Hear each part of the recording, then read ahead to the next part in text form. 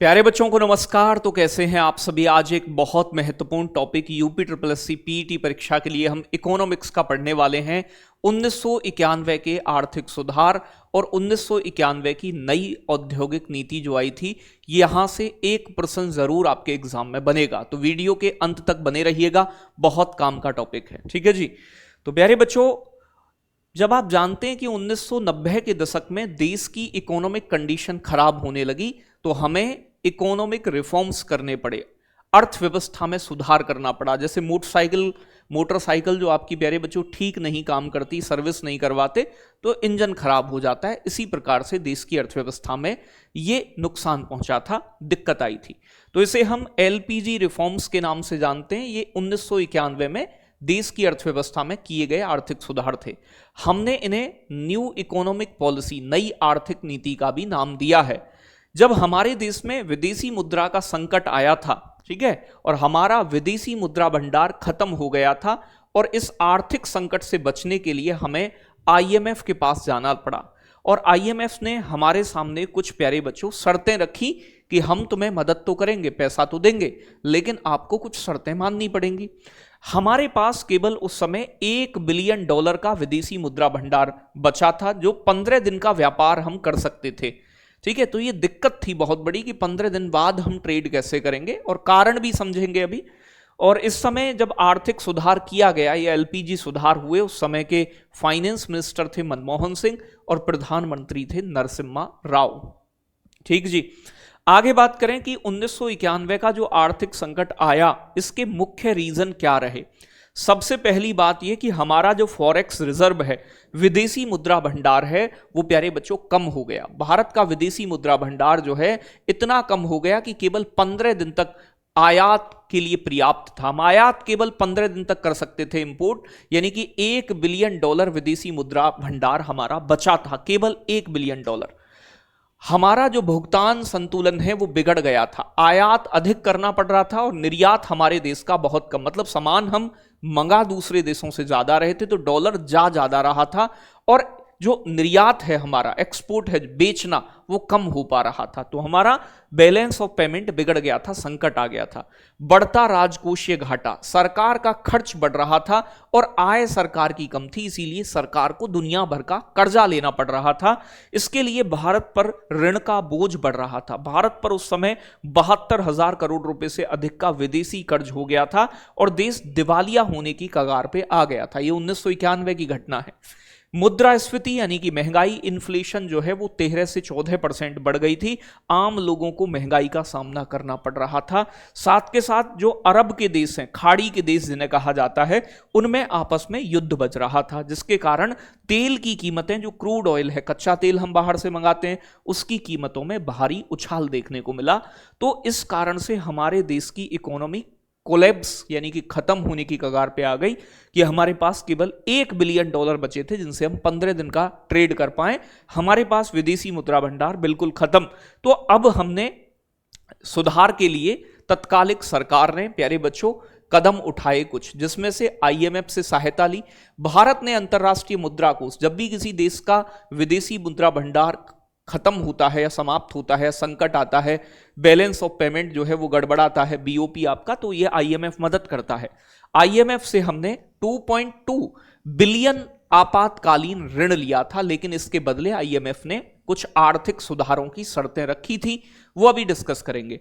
सोना हमें गिरवी रखना पड़ा था, तो भारत सरकार ने 47 टन सोना गिरवी रखकर विदेशी मुद्रा इस समय जुटाई थी। 47 टन सोना हमने गिरवी रखा, तब हमें प्यारे बच्चों पैसा मिला, डॉलर मिला। ये 3 मुख्य सुधार हुए, जिसमें नंबर 1 आता है L4, एलपीजी है ना, एलपीजी का एल से बनता है L4, लिबरलाइजेशन, मतलब उदारीकरण। लाइसेंस सिस्टम जो था पहले, किसी उद्योग को चलाने के लिए प्राइवेट कंपनियों को लाइसेंस लेना पड़ता था, जिससे बड़ी दिक्कत आती थी।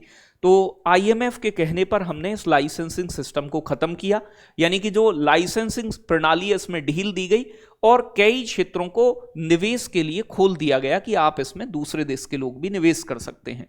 आयात निर्यात के नियमों को सरल बनाया गया और आयात शुल्क जो था, इंपोर्ट ड्यूटी जिसे आप टैरिफ कहते हैं, उसे कम किया गया। भारत में उदारीकरण का जनक कहा जाता है मनमोहन सिंह को। तो भैया अब इस उदारीकरण के बाद लाइसेंस मिलना आसान हो गया और कुछ ही उद्योग ऐसे रहे जिनमें लाइसेंस की जरूरत थी, बाकी में लाइसेंस को हटा दिया गया। फिर आता है प्यारे बच्चों आपका G4 ग्लोबलाइजेशन, ठीक है ना। एक और चीज हुई थी प्राइवेटाइजेशन, जो यहां से हट गया है, जिसे निजीकरण कहते हैं, नंबर 2, ठीक है भाई। प्राइवेटाइजेशन को बोलते हैं निजीकरण। निजीकरण का मतलब यहां पर जो सरकारी कंपनी है उनकी हिस्सेदारी प्राइवेट सेक्टर को बेची गई और निजीकरण की प्रक्रिया को भी अपनाया गया था। तो एक तो लाइसेंस सिस्टम खत्म करना क्या कहलाता है, उदारीकरण। प्राइवेट कंपनियों को शेयर वगैरह बेचना, हिस्सेदारी बेचना सरकार की, वो होता है आपका यानी कि प्राइवेटाइजेशन। तीसरा जो इंपोर्टेंट बदलाव हुआ वो था आपका G4 ग्लोबलाइजेशन। ग्लोबलाइजेशन को बोलते हैं वैश्वीकरण या भूमंडलीकरण, अर्थव्यवस्थाओं का एकीकरण। विदेशी प्रत्यक्ष निवेश को प्रोत्साहित किया गया, दूसरे देशों की कंपनियों से कहा गया कि आओ हमारे यहां निवेश करो, और FDI की सीमा बढ़ाकर 51% तक कर दी गई कि 51% तक निवेश कर सकते हैं। विदेशी कंपनियों को भारत में कारोबार शुरू करने के लिए प्रेरित किया गया और वैश्विक अर्थव्यवस्था के साथ जोड़ने के लिए व्यापार नीतियों में बदलाव किए गए। तो हमने कहा कि भाई जो दूसरे देश की कंपनी है वो भारत आके अपने प्लांट लगा सकती हैं, भारत में निवेश कर सकती हैं, हमारे देश की कंपनी भी बाहर जा सकती हैं, तो इसमें भी ढील दी गई थी। इसे भूमंडलीकरण या वैश्वीकरण कहा जाता है।